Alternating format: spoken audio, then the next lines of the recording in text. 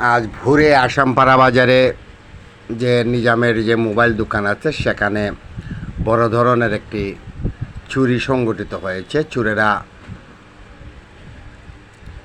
ঘরের দোকানের গ্রিল ভেঙে বা কলাপসেবল গেট ভেঙে তারা ভিতরে প্রবেশ করে এবং সব কিছু নিয়ে যায়। ব্যাংকের এখানে পূবালী ব্যাংক অবস্থিত। এই যে আপনারা দেখতে পাচ্ছেন পূবালী ব্যাংকের যে সিসি ক্যামেরা সেটা দেখা যাচ্ছে।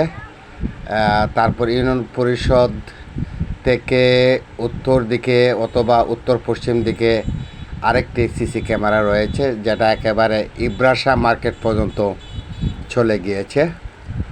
তারপর এখানে আরও সিসি ক্যামেরা রয়েছে।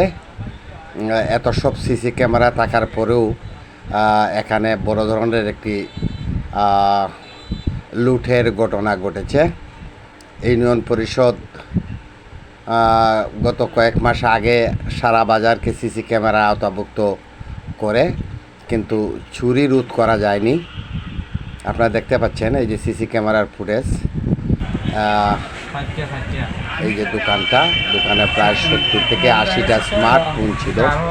সবগুলো স্মার্টফোন তারা নিয়ে গেছে, আর কোনো কিছু নেয়নি এবং নগদ প্রায় 3 থেকে 3.5 লাখ টাকা তারা নিয়ে গেছে। এই চুরির ঘটনায় সারা বাজারে আতঙ্ক দেখা দিয়েছে এবং এটা নিয়েই মূলত আজকে আসামপাড়া বাজারে মানুষের মধ্যে আলোচনা সমালোচনা। দেখি নিজাম কি বলেন। আচ্ছা, তোমার কতলা দিয়েছে মোবাইল অনুমান? 70 পিস। এইটা সব স্মার্টফোন? ও, সব স্মার্টফোন। কত দামে এটা মোবাইল?